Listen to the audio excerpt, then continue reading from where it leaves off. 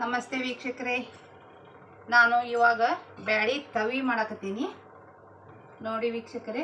ಅದಕ್ಕಾಗಿ ನಾನು 2 ಚಮಚೆಯನ್ನು ಎಣ್ಣೆನ ಹಾಕೋತೀನಿ.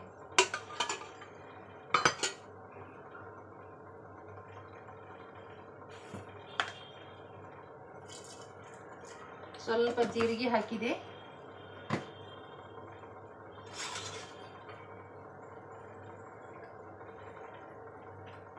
ನಾನು ಇಲ್ಲಿ ಬ್ಯಾಳಿ ಕುದಿಸಿಟ್ಕೊಂಡೇನಿ ನೋಡಿ. ಬ್ಯಾಳಿ ಕುದಿಸಿಟ್ಕೊಂಡೇನಿ, ಇಲ್ಲಿ ಬ್ಯಾಳಿಯನ್ನು ಕುದಿಸಿಟ್ಕೊಂಡೇನಿ. ಅದು ಟೊಮೆಟೊ ಹಣ್ಣು ಹಾಕಿ ಕುದಿಸಿಟ್ಕೊಂಡೇನಿ ಬ್ಯಾಳಿನ. ಅದನ್ನು ಸರಿಯಾಗಿ ಸ್ಮ್ಯಾಶ್ ಮಾಡ್ಕೋತೇವೆ.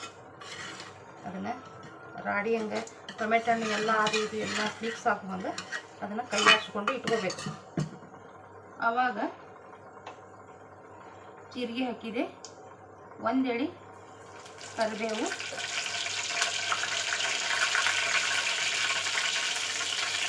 1 ಬೆಳ್ಳುಳ್ಳಿ, ಸ್ವಲ್ಪ ಅಷ್ಟ ಉಳ್ಳಾಗಡ್ಡಿನ ಹಾಕಿದೆ. ಸ್ವಲ್ಪ ಉಳ್ಳಾಗಡ್ಡಿಯನ್ನು ಹಾಕ್ತೀನಿ.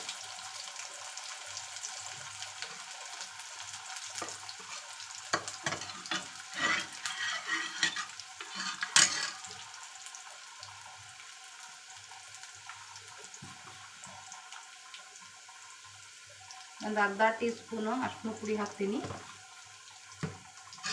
ಇವಾಗ ನಾನು ಕುದಿಸಿಟ್ಟಂಥ ಬೇಳೆಯನ್ನು ಸ್ವಲ್ಪ ಹಾಕ್ತೀನಿ.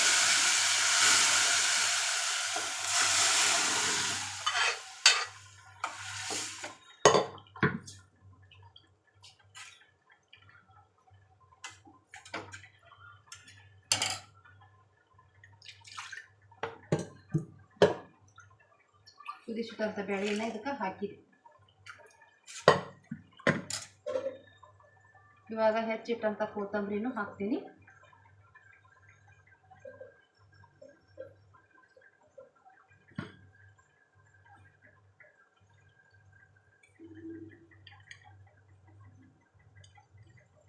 ಒಂದು ಅರ್ಧ ನಿಂಬೆ ಹಣ್ಣನ್ನು ಮತ್ತೆ ಹಿಂಡ್ತೇನೆ.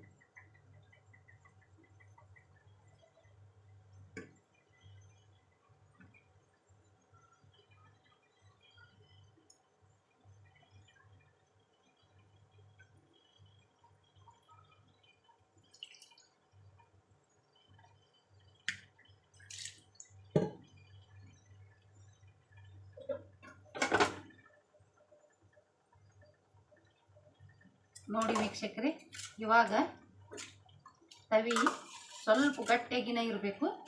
ಇವಾಗ ನಾನು ರುಚಿಗೆ ತಕ್ಕಷ್ಟು ಉಪ್ಪನ್ನು ಇದಕ್ಕೆ ಹಾಕ್ತೀನಿ.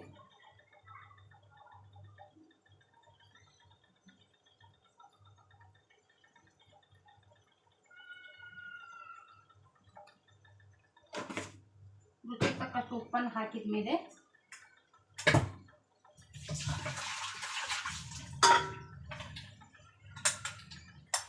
ಇದಕ್ಕೆ ನಾನು ಇವಾಗ ಇಂಗಿನ ಒಗ್ಗರಣೆಯನ್ನು ಕೊಡ್ತೀನಿ.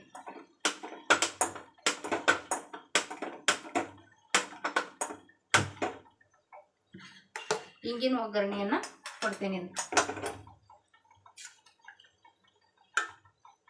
ನಿಮಗೆ ಎಷ್ಟು ಪ್ರಮಾಣದ ಬೇಕೋ ಅಷ್ಟು ಪ್ರಮಾಣದ ಮಾಡ್ಕೋಬೇಕು. ಬ್ಯಾಳಿನ ದಪ್ಪನೆಗೆ ಇರಬೇಕಿದು ತವಿ. ಇದಕ್ಕೆ ಏನು ಮಾಡಬೇಕು, ನಿಮ್ಗೆ ಜಾಸ್ತಿ ಬೇಕಾದ್ರೆ ಜಾಸ್ತಿ ಬೇಳೆಯನ್ನು ಹಾಕೋಬೇಕು, ಕಡಿಮೆ ಬೇಕಾದ್ರೆ ಕಡಿಮೆ ಬೇಳೆಯನ್ನು ಹಾಕೋಬೇಕು. ನಮಗೆ 4 ಮಂದಿಗೆ ನಾ ಮಾಡೇನಿ.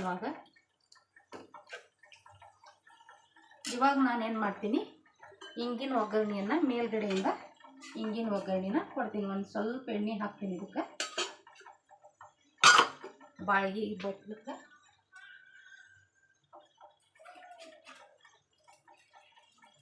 ಅದಕ್ಕೆ ನಾನೇನು ಮಾಡ್ತೀನಿ,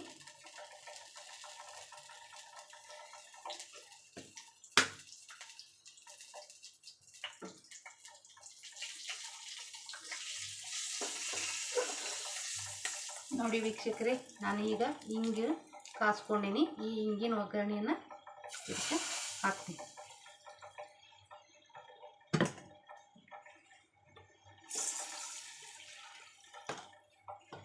ಸ್ವಲ್ಪ ನೀರನ್ನು ಇದಕ್ಕೆ ಹಾಕಿದೆ.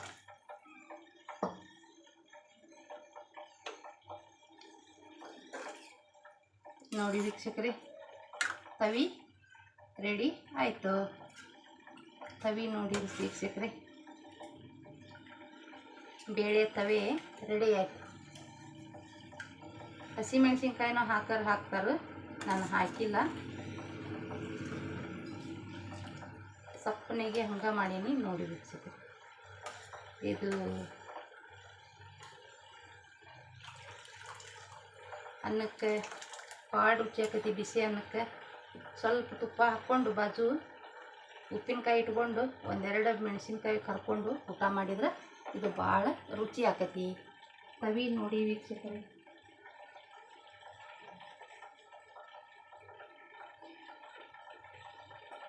ತವಿ ನೋಡಿ ವೀಕ್ಷಕರೇ, ತವಿ ನಮ್ಮದು ರೆಡಿ ಆಯಿತು.